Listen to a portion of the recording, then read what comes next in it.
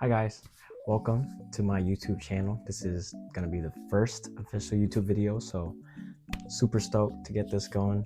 I started this channel as a way to, document everything that I've been through, and hopefully through the process, I'm able to help people that are in the same boat that might not have access to, information to apply to schools. Um, so I'll start off. My name is Jack, and I am a fourth year student at Cal State Long Beach. Um, and yeah, it's been pretty great. I moved from the Bay Area down here in 2022, so I've been here for about 3 to 4 years, and it's been great. So the whole point of this video is to show you how to apply to PT school. And before we even answer the question how to apply to PT school, you have to first know if you're gonna be a good PT or not, or how to be a good PT. So how do you know if physical therapy is the right profession for you? Because you can't just say, oh, I love to help people. You can help people doing whatever you want. You can be a garbage man, you can be a nurse, you can be a doctor. You can help people in many ways, and it doesn't have to be PT. So you need to be more specific than that. PT needs to be really good at problem solving, because you have to assess, diagnose, and a lot of times make up personalized treatment plans for people going through, recovering from an injury or dealing with chronic pain. And that takes a lot of clinical knowledge and the ability to apply the knowledge into real life situations. Second of all, you need to be outgoing. And as sorry, introverts, as weird as it sounds, you need to be able to open up. You need to talk to people. You need to make patients feel like they belong, and you need to make the recovery process as smooth and as cooperative as it could be.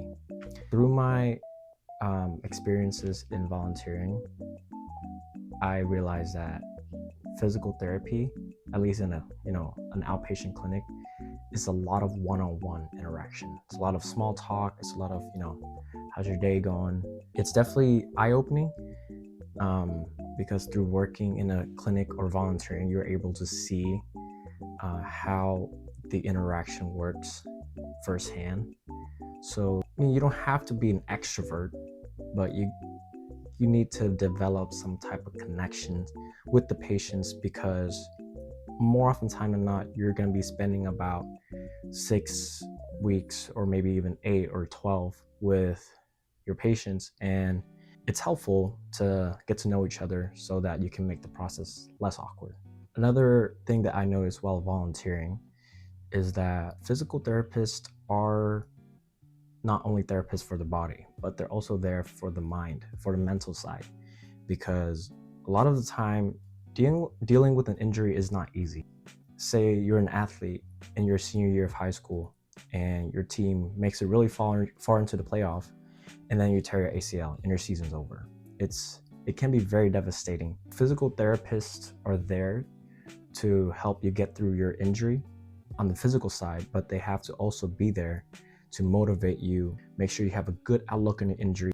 So I believe that to become a good physical therapist, you have to be compassionate towards your patients, and you need to have a lot of empathy for what you do, and you have to love what you do, because at the end of the day, patients come in with the hope of getting better, and it's your job as a physical therapist to not only provide the game plan on how to become better, but also become stronger mentally. Now that we got that out of the way, you check all the boxes, you know that physical therapy is for you. Now we're going to walk through the steps on how to apply to PT school and the steps you need to take to become a good applicant. So a lot of PT schools have different prerequisites, GPA requirements, GRE, which is a graduate exam, kind of like an SAT that you need to take. Bottom line is every school is different, so it is up to you to choose what school to go to, and you have to do your own research, such as this portal right here. So this is called PTCAS, and every PT applicant will have to go through this portal, at least in the United States. it's a good way to look at the programs offered in your state or in any state. And I like to use this because you can filter out, let's say by location. I'll go to state and I'll go to my state, which is California. And it'll show all the participating schools. And as you can see, we have quite a lot. And it's nice because you can see the program start date, the city, the state obviously is California. You can see the deadline. Most importantly, you can see how much it costs. So that's a good factor to keep in mind. And you can click on specific schools. So at the end of the day, I think you should still go to each school portals because they will have more personalized and specific prereqs and requirements that you'll have to follow. So definitely strongly recommended to go into your school portals. And most of the time, yes, you can go to admission overview and application requirements. Each school will have their own. So let's say, for example, the caveats are there. So Long Beach accept online labs, during the COVID times, and that's it. So you will have to pay close attention to make sure that your prerequisites match their requirements. Yeah, GPA is 3.0 minimum. The prerequisite courses are pretty common. Anatomy and physio is a must. General bio is a must. Chem is a must. Physics is a must. And it might change based on schools, but the core classes will not change. Yep, personal essay. Yeah, so this is only Long Beach portal. So you should definitely comprise all the schools you want to go to and go to their respective websites to make sure that you have the necessary requirements. All right, after figuring out what schools you want to go to, I would definitely put it in a spreadsheet such as this one. It's very rudimentary, but it gets the job done. I try to include length, tuition, location requirements, and the most important is probably the requirement. So as you can see, some schools have overlap with Long Beach, so I try to put it in one category, and more specific requirements such as GRE, the hour of observation required.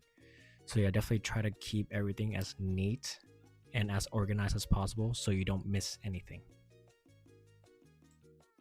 All right, I'd like to take it one step further and look at the NPTE pass rate for schools. So NPTE basically is the board exam that students take to become a licensed therapist. So you can see the average percentage. So overall, every school is around 98 to 100, which is really good. So that might not tell us anything. So I like to go and compare the first time pass rate, which is right there. So this will give us hint on the percentage of student that passed their board the first time. So it's gonna be able to differentiate between programs more. If we compare, let's see. Okay, in California, so Fresno is 89, so that's different. Long Beach 98, Northridge 94. So as you can see, this is a nice metric to compare how good a school is. I mean, it's just one of the ways, but it's definitely something to keep in mind when you're trying to pick your school, because this score is reflective to how a program is dedicated to teach their students. Not a hard cut rule, but something to keep in mind for sure. Once you find out the schools you like, you can start making a list saying, this is my dream school, this one I want to go to also. And then you got to pick, some safety schools, just in case I don't get into my dream schools. So your list should be composed of maybe around 6 schools or so. That's the general guideline. You don't have to follow it, but just to play it safe. I think I have around 6 or 7 schools. I just been on the highway. 6 or 7 schools, so it's just a like general rule of thumb, not like a hard cut rule that you have to follow. Well, I hope you guys enjoy the video as much as I enjoyed making it. I can go deeper into certain topics if you guys want, so leave a comment below. I can cover like GRE's test preps. I can cover how to get volunteer hours, where to get them, what to look for in an interview, essay questions, anything. Just let me know and I'll make those videos in the future. Peace.